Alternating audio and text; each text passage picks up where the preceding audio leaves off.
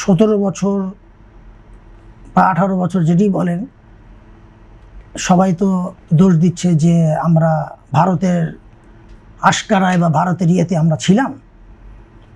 একটা জিনিস আপনি খেয়াল করবেন, ওরা তো আমাদের প্রতিবেশী দেশ নাকি?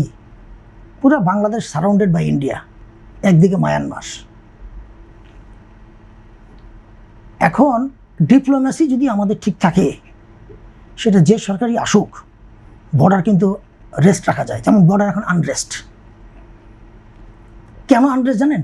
বিকজ আমি একই কথা বলবো, ইউনূস সরকারের আমলে তারা ডিপ্লোমেসি জানতো না, দেখেই বর্ডারের মধ্যে আনরেস্ট ঘটেছিল।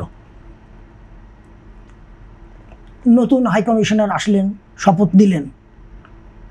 আমার তো মনে হয় না, যে জিনিস আমরা দেখেছি হাই কমিশন আসার আগ পর্যন্ত যেটা আনরেস্ট হয়েছিল, এই যে পুশিন যেটা, সেটা আমার মনে হয় এখন ওই লেভেলে আমার শোনা যাচ্ছে না, কমে গেছে, অনেকটা কমে আসছে। এটা আরও কমবে আমি বিলিভ করি। কেন জানেন? প্রধানমন্ত্রী উনি যাক ইন্ডিয়ায়, যে এগুলো নিয়ে ইস্যু নিয়ে কথা তুলুক, আমার মনে হয় এটা আরও স্ট্রিম মেনে আসবে। একটা জিনিস,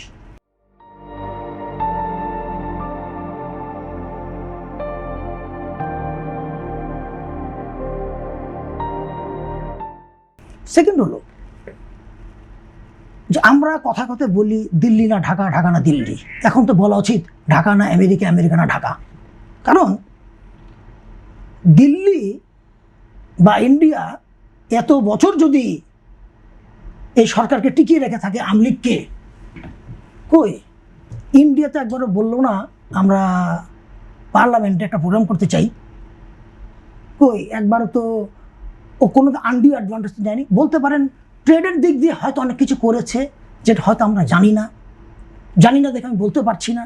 আর যদি থাকতো ওরকমভাবে, তাহলে আমি মনে করি যদি আনডিউ যদি অ্যাডভান্স নিয়ে থাকে, অবশ্যই এটা বিচার করা উচিত, অবশ্যই এটা পার্লামেন্টে তোলা উচিত, উপস্থাপনা করা উচিত।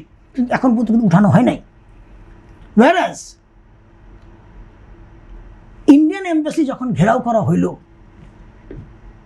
আমি একটা নিউট্রাল হিসেবে কথাটা বলছি, নট বিকজ অফ আমি জাতিপাটি করি বলে আমি ইন্ডিয়ার পক্ষে কথা বলবো। No, this is not right. আমি যদি কথা বলি, আমাকে হোয়াইট হোয়াইট ব্ল্যাক ব্ল্যাক বলতে হবে। কারণ ইন্ডিয়ার এম্বাসি ঘেরাও হয়, তাহলে আমেরিকান এম্বাসি ঘেরাও কেন হলো না?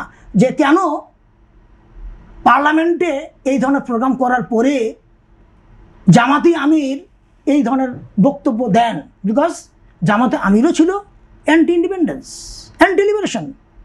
সো সেই হিসেবেই উনি বোধহয় আমার মনে হয় ওইটি মিন করে বলেছেন যে আমাদের পরীক্ষিত বন্ধু।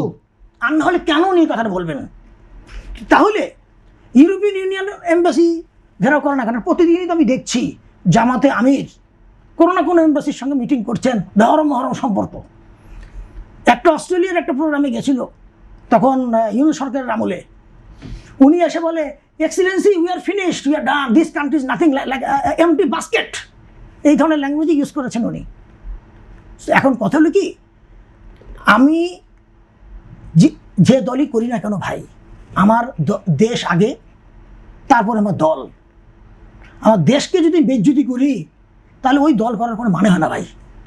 ঠিক আছে, আপনার তখন অ্যান্টি লিবারেশন ছিলেন, এখন আপনি বলতে চান আপনি স্বাধীনতার পক্ষে। আমি আপনাকে স্যালুট দিলাম, আপনি স্বাধীনতার পক্ষে আছেন, স্যালুট। কিন্তু আপনি দেশকে আপনি কারো কাছে গিয়ে নত করতে পারেন না ভাই। নত করার আপনার কোনো রাইট নাই।